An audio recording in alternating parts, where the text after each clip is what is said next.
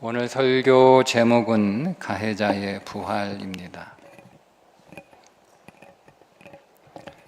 우리는 우리 자신을 상처받은 피해자 혹은 선량한 약자의 자리에 두기를 좋아하지, 자신을 내가 누군가에게 해를 입힌 가해자의 자리에 자신을 두고 싶어 하지는 않습니다.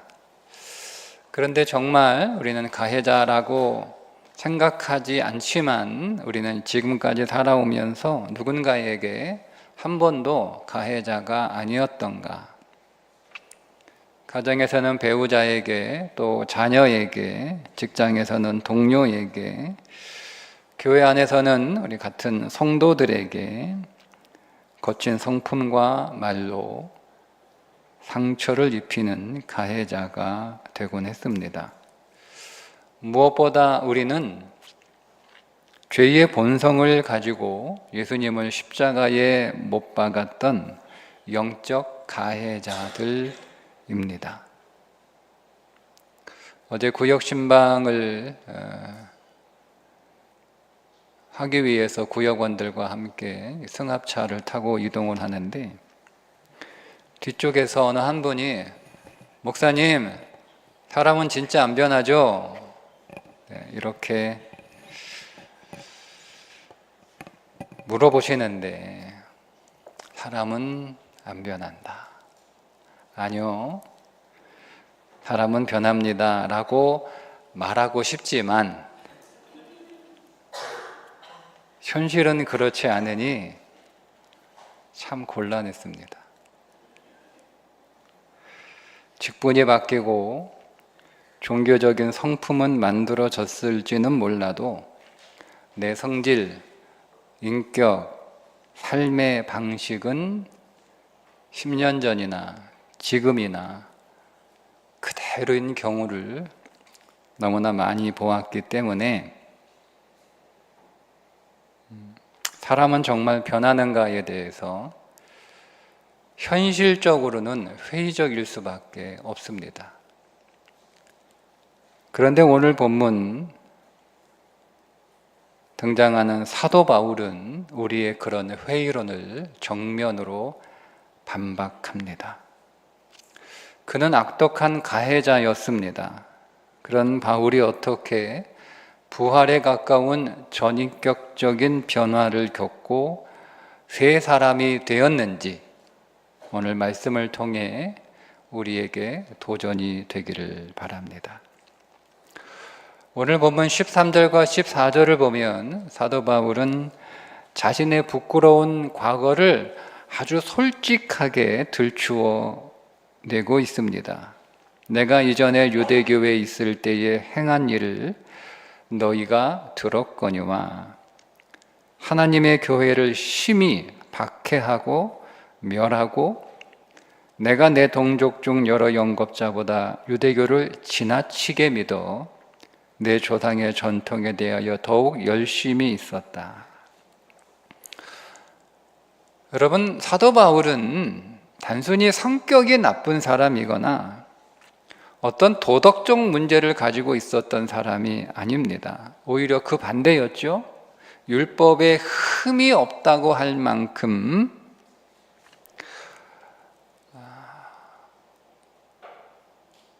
자신의 삶에 대해서 자부심을 가지고 있었던 사람입니다. 종교적 열정이 대단한 사람이었습니다. 하지만 그의 잘못된 신념과 열심이 도리어 교회를 박해하고 사람들을 잡아들였습니다. 자신의 의와 그 열심이 끔찍한 폭력을 가한 것입니다. 우리도 마찬가지.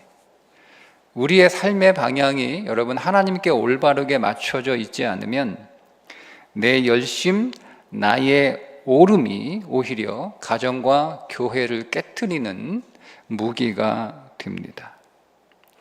왜곡된 자아가 살아있는 한 우리는 언제든지 무익한 가해자가 될 수 있다는 것. 바울은 그런 자신을 숨김없이 솔직하게 인정을 하잖아요. 보통 이런 경우는 조용히 덮어주고 싶거든요. 이미 새 사람이 되었기 때문에 굳이 과거를 들추어낼 필요가 있습니까? 그냥 덮어둬도 되지 않나요? 그런데 바울은 그렇게 하지 않고 오히려 자기의 과거를 사람들에게 솔직하게 드러내면서 그 과거를 복음의 증거로 사용을 합니다.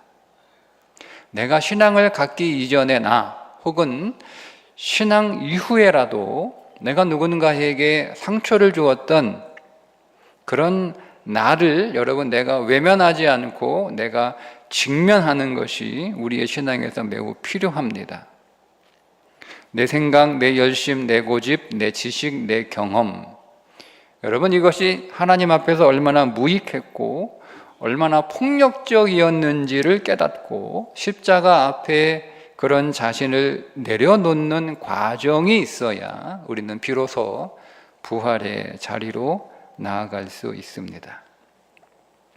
그런 사도 바울이 그리스도를 만나고 나서 그의 인생에 놀라운 반전의 역사가 일어나는데 23절에 보면 다만 우리를 박해하던 자가 전에 멸하려던 그 믿음을 지금 전한다 함을 듣고, 그러니까 사람들이 수군거리고 있는 거예요. 야, 저 사람 얼마 전까지 우리를 잡아 죽이려던 가해자 바울 아니야?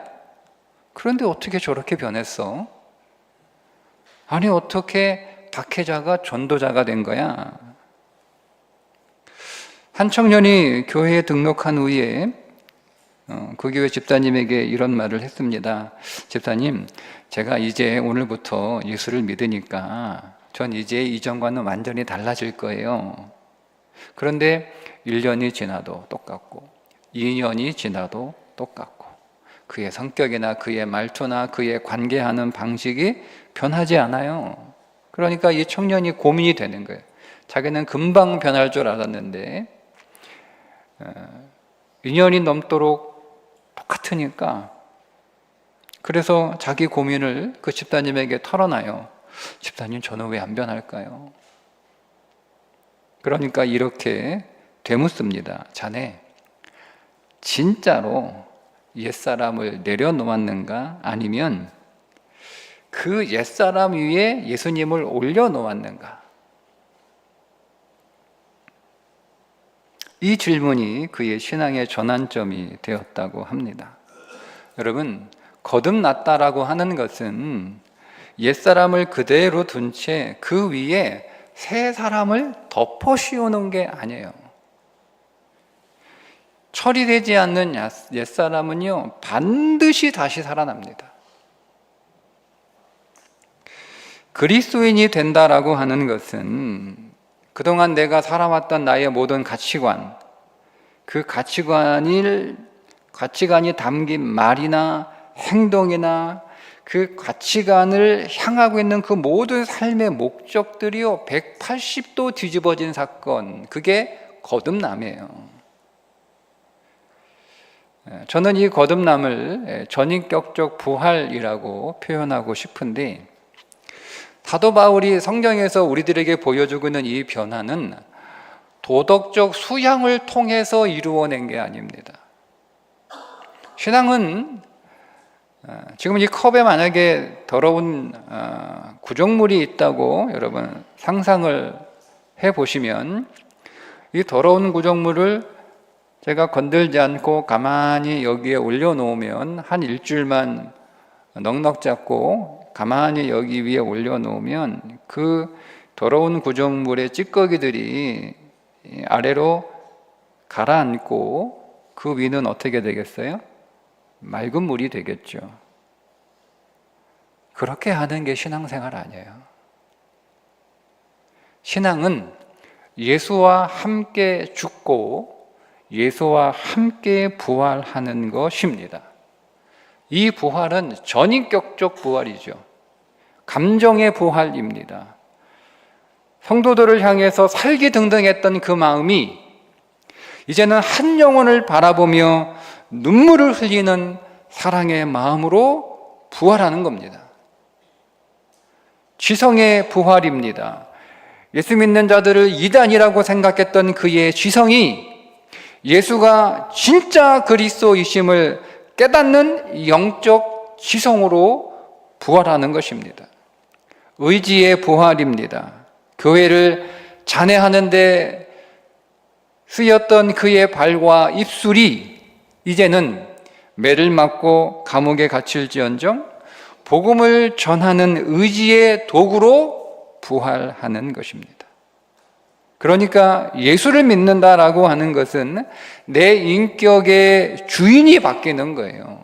내가 교회 좀 다녔더니 내 성들이 조금 죽었다라는 정도로 여러분 만족하지 마시고, 신앙은 전인격적인, 즉 예수가 나와 함께 죽고 그 예수와 다시 함께 사는 진짜 부활이어야 한다는 것입니다. 이런 가해자가 부활하여 새 사람이 되었을 때 어떤 열매가 맺어지는가? 그게 24절, 나로 말미암아 하나님께 영광을 돌리니라. 과거에 바울은 사람들이 그 이름만 들어도 두렵고 떨었습니다. 그가 나타나는 것 자체가 고통이었고 상처였습니다. 제가 이런 생각을 해봤어요. 사울이 바울로, 사도 바울이 회심했을 때 모든 사람이 그 바울의 회심을 좋아했을까? 사울이 회심했다는 소식을 들었을 때 모든 사람이 그 소식을 반겨했을까? 그동안 사울로 인해서 피해를 받던 피해자들이나 그 피해자의 가족들은 바울의 회심이 달갑지 않았을 수도 있겠죠. 바울 같은 사람은 그 악당이잖아요. 천벌을 받아야 마땅하다고 생각했던 정의로운 사람들, 그 정의에 불타는 사람들은요, 사울의 회심이 불편했을지도 모릅니다. 그런데 부활을 경험한 바울이 나타나자 그 부활한 바울을 보고 그의 변화된 모습을 통해서 피해자들의 상처가 치유되고 그 바울로 인하여 소망을 갖게 되고 결국 하나님께 영광을 돌리게 되었다. 무익한 가해자가 유익한 전도자로 완전히 바뀌었기 때문에 그렇습니다. 여러분, 진짜 새 사람이 되면 이렇게 내 주변 사람들에게 유익한 존재가 되는 거예요. 나 때문에 상처받았던 자녀, 나 때문에 절망했던 이웃이 나의 변화된 언어와 인격을 보면서 정말 하나님이 살아계시는구나 라고 고백하게 만드는 것, 그것이 가해자가 부활하여 맺는 최고의 열매입니다. 나 같은 죄인 살리신을 작사한 존 뉴턴은 영국 런던에서 태어났습니다. 그의 아버지는 선장이었고 어머니는 경건한 그리스도인이었습니다. 어려서부터 어머니로부터 성경을 배웠습니다. 그런데 뉴턴이 7살 때 그 어머니가 세상을 떠났고 그때부터 뉴턴은 점점 신앙에서 멀어졌습니다. 11살 때부터 아버지를 따라 배를 타기 시작했고 청년이 되면서 술과 욕설과 방탕한 생활에 빠졌습니다. 당시 사람들은 그를 가리켜 말하기를 선원들조차 혀를 내두를 정도의 아주 거친 사람이다 이렇게 말을 했고, 뉴턴도 훗날 자기 자신을 돌아보면서 나는 죄인 중에 괴수였다라고 말할 정도였습니다. 뉴턴이 대서양 노예 무역에 참여하게 되는데, 아프리카에 가서 사람들을 노예로 사가지고 아메리카로 운반하는 그 노예선에서 일하게 되었고, 나중에는 그 노예선의 선장이 되었습니다. 그런데 재밌는 것은 그 자신도 한때 아프리카 해안에서 노예처럼 학대를 당하는 경험을 하게 되거든요. 굶주리고 폭행당하고, 그 인간의 비참함을 직접 몸으로 겪습니다. 가까스로 구조가 된 뒤에도 이 뉴턴은 회개는 하지 않고 다시 노예 무역에 종사하게 되는데, 그러다가 1748년 3월 22일 귀국하던 그레이하운드호가 북대서양에서 거대한 폭풍을 만나요. 그러니까 배가 거의 침몰하기 직전, 선원들은 다 죽음을 각오하고 있을 때 뉴턴은 그래도 뭐라도 해보겠다라고 하면서 배에 들이친 물들을 퍼내면서 무심코 한마디 외쳤습니다. 주님, 우리를 불쌍히 여기소서. 주님, 우리를 불쌍히 여기소서. 나중에 뉴턴은 그 순간을 자신이 영적으로 변화된 순간이었다라고 회고를 합니다. 그날 이후로, 기적적으로 살아난 그날 이후로 뉴턴은 성경도 읽고 하나님의 나의 생명을 살려주셨구나 라고 하는 그 사실에 감사하며 살았지만, 곧바로 모든 죄를 단번에 끊어내지는 못했습니다. 노예 무역도 몇 년 더 계속했습니다. 하지만 뉴턴은 계속 끊임없이 성경을 계속 꾸준히 읽었고, 기도 생활도 계속하고, 그리고 죄를 하나씩 끊어가다가 결국 항해를 그만두고 하나님의 부르심을 따라 목회자가 되었습니다. 1778년에 한 권의 책을 그가 발간하게 되는데, 그 책의 제목이 아프리카 노예 무역에 관한 성찰이라는 제목의 책입니다. 그 내용이 뭐냐면, 자기가 노예 무역에 참여했다는 것을 공개적으로 참여하는 내용입니다. 그는 그 책을 쓰면서 이렇게 고백하는데, 이 고백이 영원히 나 자신을 부끄럽게 하는 기록으로 남기를 원한다.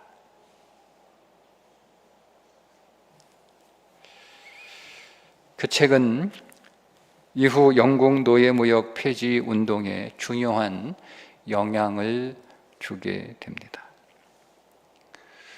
여러분, 존 뉴턴은 폭풍을 만나 살아난 사람이 아니라 하나님의 은혜를 만나 새 사람이 된 사람입니다.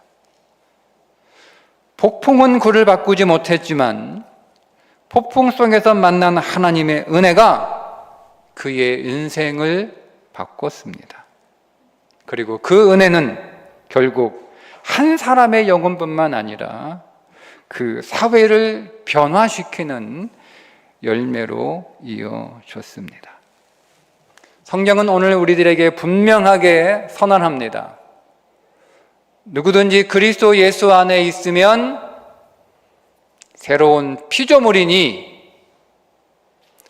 이전 것은 지나갔으되 보라, 새 것이 되었도다. 여러분은 정말 예수와 함께 부활하셨습니까? 여전히 과거의 성품, 과거의 혈기, 과거의 이기심, 과거의 탐욕이라는 무덤 속에 스스로를 가두어 둔 채 지금도 가정과 교회에서 누군가에게 상처를 주는 가해자로 여전히 머물고 있지는 않습니까? 여러분, 옛사람은 십자가에 묻어버리고 예수 생명으로 부활하시기를 바랍니다. 나 때문에 누군가 실족하는 것이 아니라 나 때문에 누군가 나를 통하여 위로받고 격려받고 힘을 얻고 나의 그런 변화를 통하여 하나님께 영광을 돌리는 그런 유익한 부활의 증인으로 살아가시기를 주님의 이름으로 축복합니다. 기도하겠습니다. 하나님을 십자가에 못 박은 본성적 가해자였던 우리가 예수와 함께 죽고 함께 살아나는 전인격적 부활의 증인이 되기를 원합니다.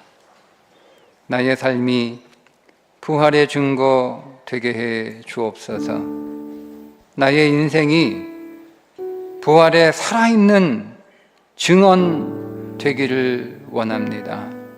하나님, 고쳐 쓰는 인생이 아니라 새롭게 변화된 인생, 보라 새 것이 되었도다. 그리스도 예수 안에서 다시 창조된 인생 되게 하여 주옵소서. 예수님의 이름으로 기도합니다. 아멘.